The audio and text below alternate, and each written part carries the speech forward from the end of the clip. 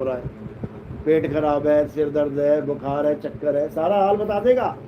तुम एक बार पूछो तो सही क्या हाल है।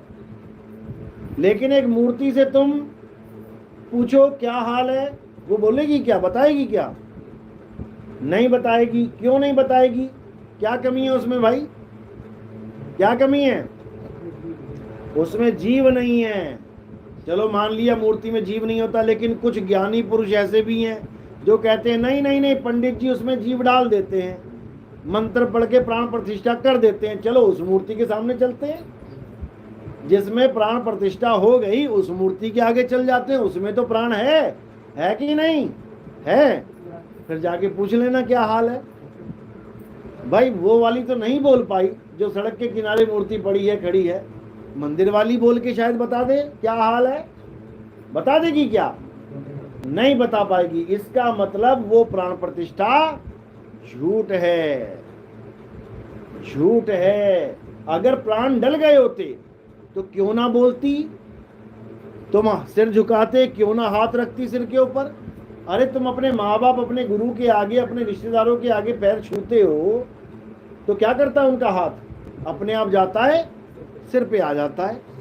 और तुम मंदिर में जाके मूर्ति के आगे माथा टेको, कभी सिर पे हाथ रखा क्या किसी मूर्ति ने? नहीं रखा। बस यही समझना है, सत्य असत्य का निर्णय करना है। निर्णय ऐसे ही नहीं झूठ में अपनी जान फंसा के अपना जीवन बर्बाद करना। ये मनुष्य चोला, ये जो इंसानी चोला तुम्हें दिख रहा है, जिसको तुम खूब सजा सजा के बैठे हो, ये बड़ी मुश्किल में मिलता है। 84 लाख बार जानवरों के, कुत्तों के, बिल्ली के, पेड़ पौधों के, कीड़े मकोड़ों के, सांप बिच्छू के जन्म लेने के बाद कितनी बार मिलता है? एक बार। 84 लाख के बाद एक बार ये जन्म मिलता। अगर ये एक जन्म तुमने गंवा दिया, झूठ और सच का निर्णय नहीं किया, तो मेरे भाई तुम्हारी दुर्गति हो जाएगी और कोई तुम्हें बचाने वाला नहीं है। बताओ, गली का कुत्ता बाहर रात भर खड़ा रहता है, सोता है, उसको ये भी नहीं पता मैं सो रहा हूं, कोई तेंदुआ आके रात में पकड़ ले मुझे, कौन पूछने जा रहा है उसकी हालचाल? वही कुत्ता अमीर आदमी जब था, बढ़िया मकान में रहता था, लिंक के ताले लगा लगा के सोता था, 4 पहरेदार रख के सोता था, और इंसानी जन्म बर्बाद कर लिया। अब कुत्ता बन के बाहर बैठा है। अब घड़ी का नहीं पता कि कब क्या हो जाए, कौन सी कार आए और उसके ऊपर, सोते के ऊपर चढ़ा दे। इतना बुरा हाल हो जाएगा। ये सबका होगा। ये नहीं सोचना कि वो गली के कुत्ते के साथ भगवान की दुश्मनी थी जो उसे कुत्ता बना दिया और तुम्हें इंसान। सबको मौका मिलता है, सबको। सब 84 में जाएंगे, फिर एक बार इंसान बनेंगे। अगर सत्य असत्य का निर्णय नहीं किया तो फिर 84 जाना पड़ेगा। 1,84 भटक के पौ पे अटके आए, अब की पासा ना पड़ा तो फिर 84 जाए। पौ क्या है? माया। तुम माया को और सत्य को नहीं जान पाए। माया झूठ है और सत्य क्या है? आत्मा सत्य है। तुम आत्मा का ज्ञान प्राप्त नहीं कर पाए, माया की पूजा करके निकल गए। अब माया तुम्हें ऐसा भरमाएगी कि तुम सोच भी नहीं सकते कि तुम्हारे साथ क्या होने वाला है। सत्य जहां जगह बैठ जाओ। तो साहिब कह रहे हैं इस माया ने जग भरमाया, सारी दुनिया को भरमा के बैठी है ये। तो अब सत्य को जानना है। सत्य क्या है? सत्य आत्मा है। हे अर्जुन, इस दुनिया में 2 प्रकार के तत्व हैं, एक असत्य, एक सत्य। जो लोग असत्य की पूजा करते हैं वो कभी सत्य को प्राप्त नहीं कर सकते। उनको बार बार मां के गर्भ में जाना ही पड़ेगा। उनको बार बार कुत्ता, हाथी, बैल, बकरा, सांप, बिच्छू बनना ही पड़ेगा। और जो सत्य को जान लेते हैं, यानी जो आत्म ज्ञान को, आत्मा को जान लेते हैं, वो कभी असत्य को धारण नहीं करते। वो कभी इस झूठे संसार में नहीं आते। तो पहले ये तो समझ लो, झूठा संसार तो सब कर रहे हैं। ये झूठा संसार बनाया किसने? झूठा संसार कौन बना सकता है? सच्चा आदमी। तो फिर अगर सच्चा आदमी बनाता तो सच्चा संसार बनाता। झूठा संसार क्यों बना दिया भाई? यही साहिब समझा रहे हैं, रहना नहीं देश बेगाना है, ये धरती कागज की पुड़िया, बूंद पड़े घुल जाना है, रहना नहीं देश बेगाना है। ये संसार झाड़ी और झाकर, उलझ पुलझ मर जाना है, रहना नहीं देश बेगाना है। कहें कबीर सुनो भाई साधो, सतगुरु नाम ठिकाना है, रहना नहीं देश बेगाना है। अब देश में नहीं रहेंगे तो कहाँ रहेंगे? लोग कहते हैं अरे जीना यहाँ मरना यहाँ, इसके सिवा जाना कहाँ। ये वो कहते हैं जिनको पता ही नहीं है कि जाना कहाँ है, ये वो कहते हैं। और जिनको पता है वो क्या कह रहे हैं? रहना नहीं देश बेगाना है। तो असली ठिकाना क्या है? सतगुरु नाम ठिकाना है। जब कछुआ चलता है, देखा होगा कछुआ चलता हुआ, अब तुम एकदम उसके पास जाओ तो कहाँ जाएगा वो? कहाँ भागेगा वो? तुमसे तेज भागेगा बचने के लिए, या किसी पेड़ पे चढ़ेगा? वो अपने आप में समा जाएगा।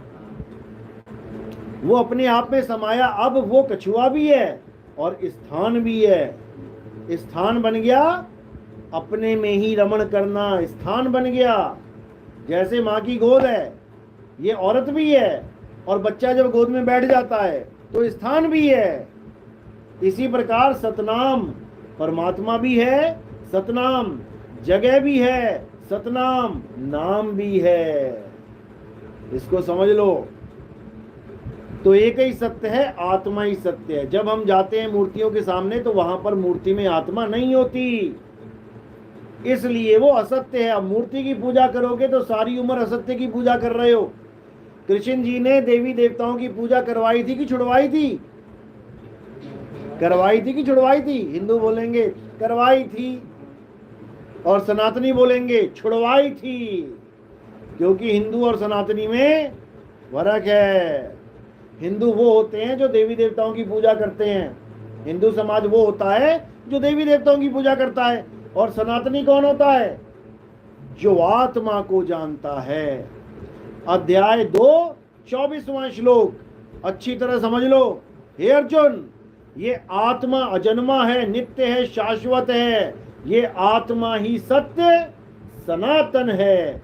जो इस आत्मा को जान लेता है वही सत्य सनातनी कहलाता है। ये पत्थर पूजनिया सनातनी नहीं है। साहिब कहते हैं पाथर पूजे हरि मिले, तो मैं पूजूं पहाड़। और वासे ये चाकी भली, जो पीस खाए संसार। साहिब कहते हैं अगर मूर्ति पूजा करने से भगवान मिलता है, पत्थर पूजने से भगवान मिल जाए, तो मैं पहाड़ पूजूं पहाड़, क्योंकि वो मूर्ति से कितना ही बड़ा है। अब कबीर साहब ने कहा इससे अच्छा पहाड़ पूज लो। किसी और ने भी कहा था कि पहाड़ पूज लो भैया, पहाड़ की परिक्रमा कर लो। किसने कहा था? कृष्ण जी ने। कृष्ण जी ने देवताओं की पूजा छुड़वा दी थी। कौन से युग में? कौन से युग में आए थे वो? द्वापर युग में। द्वापर युग में कृष्ण जी ने सारे देवी देवताओं की पूजा बंद करवा दी। सब गोकुल धाम वासियों को कहा किसी ने आज के बाद पूजा नहीं करनी इनकी, ना कोई हवन यज्ञ करना है, ना कोई पूजा पाठ करना है, ना कोई इनका व्रत करना है। तो सबने देवी देवताओं की पूजा छोड़ दी। यानी अब वो हिंदू से क्या बन गए? सनातनी। अब उनको जो बीच बीच में थे बोले महाराज हमें तो आदत पड़ी हुई है करने की कुछ ना कुछ, अब हम क्या करें? फिर खाली हो गए। तो साहिब ने तब कृष्ण जी ने कहा कि जब तक तुम्हें वो ज्ञान नहीं समझ में आ जाता तुम पहाड़ पूज लो। तो कौन सा पहाड़ पूजा? गोवर्धन पर्वत पूजा। गोवर्धन पर्वत की पूजा करवाई, लेकिन इसका मतलब ये नहीं कि वो संसार को गोवर्धन पूजा का ज्ञान देने आए थे। अगर गोवर्धन पूजा का ज्ञान देना ही सत्य था तो गीता में क्यों नहीं बोला कि हे अर्जुन गोवर्धन की पूजा कर? क्यों नहीं बोला? क्या बोला अर्जुन को? हे अर्जुन, आत्मा को जानना ही परमात्मा को जानना है। ये आत्मा को ना तो कोई शस्त्र काट सकता है, ना अग्नि जला सकती है, ना वायु सुखा सकती है, ना जल भिगो सकता है। इस आत्मा को कोई मार नहीं सकता। ये आत्मा ही सत्य सनातन है। हे अर्जुन, जो अपनी आत्मा में रमण करते हैं, अध्याय 3 17वां श्लोक, जो अपनी आत्मा में रमण करते हैं, जो अपनी आत्मा में तृप्त हैं, किसी और की आत्मा नहीं, हमारी आत्मा। क्या हुआ? लाओ, कोई बात नहीं, चल पड़ेगा।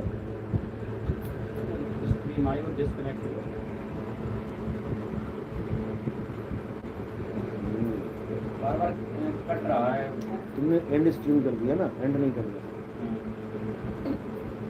वो ट्राई अगेन करना है। हाँ, पढ़े लिखे हो भाई। हाँ, कर रहे हो। तो क्या करना है साहिब? कृष्ण जी क्या कह रहे हैं? जो अपनी आत्मा में रमण करते हैं, जो अपनी आत्मा में तृप्त हैं, जो अपनी आत्मा में संतुष्ट हैं, वो कभी उनके ऊपर कोई धार्मिक कर्म कर्तव्य लागू नहीं होता। अभी कोई त्योहार है, तुम ना जाओ, तुम्हारे 10 लोग आ जाएंगे। क्या हुआ बहन, तू आई क्यों नहीं मंदिर में? बहन तू आई क्यों नहीं पूजा में? अब अगर बहन आत्मज्ञानी है तो वो क्या कहेगी? देख भाई, जब बच्चे बड़े हो जाते हैं तो क्या आंगनबाड़ी में जाते हैं? आंगनबाड़ी पता है ना क्या होता है? आंगनबाड़ी है या यूपी में? आंगनबाड़ी में कौन जाता है? बच्चे ही जाते हैं ना। और कॉलेज में कौन जाता है? बच्चे ही जाते हैं। अब कॉलेज वाले बच्चे को कहो कि आज आंगनबाड़ी में क्लास लगेगी बढ़िया वाली, आ जाना, जाएगा क्या? नहीं जाएगा। क्यों? क्योंकि वो अब बड़ा हो गया, अब उसका ज्ञान स्तर ऊंचा हो गया, अब वो इन खिलौनों से नहीं खेलेगा, अब वो आत्मा को जानेगा। हे अर्जुन, जो अपनी आत्मा को जान लेते हैं वो परमात्मा को जान लेते हैं, क्योंकि वो माया के तीनों गुणों से ऊपर उठ जाते हैं। 3 गुण में क्या आता है? ये सारा संसार त्रिगुणातीत है, त्रिगुण में आता है।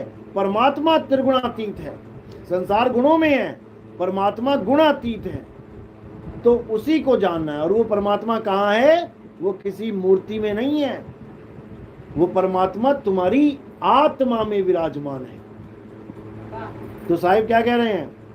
कह रहे ज्यों तिल माही तेल है और ज्यों चकमक में आग, तेरा साईं तुझ में है, जाग सके तो जाग। कि तेरा साईं तुझ में है। अगर हिरण अपने आप को छोड़कर कस्तूरी को कहीं और ढूंढने लगे तो कितने दिनों में मिल जाएगी? कितने साल में? कितने युग में? कभी नहीं मिलेगी। इसी प्रकार अगर तुमने अल्लाह को, अपने वाहिगुरु को, अपने गॉड को, अपने राम को अपनी आत्मा के अलावा कहीं भी खोजना चाहा तो वो कभी नहीं मिलेगा, कभी नहीं। कस्तूरी कुंडल बसे और मरग ढूंढे वनमाही, ऐसे रमता राम है ये दुनिया जाने नाही। वो रमता राम है। रमता राम का मतलब होता है जो सब में रमण कर रहा है। उसी को बोला सब घट मेरा साइया, सुनी सेज न कोय, और बलिहारी वा घट की जिस घट प्रगट होए। इसको समझो, वो आत्म राम सब में रमण कर रहा है। किसमें आत्मा नहीं है? सबके पास आत्मा है।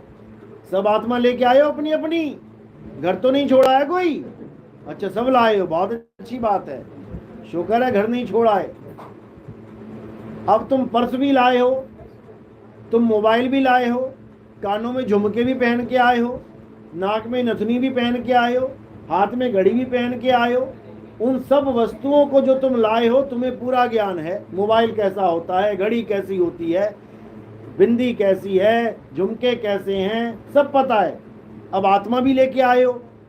अब आत्मा कैसी होती है सोचो जरा, सोचो। जब से तुम इस दुनिया में आए हो ये आत्मा तुम्हारे साथ है, तुम ही आत्मा हो। लेकिन तुम्हें यही नहीं पता वो आत्मा होती कैसी है।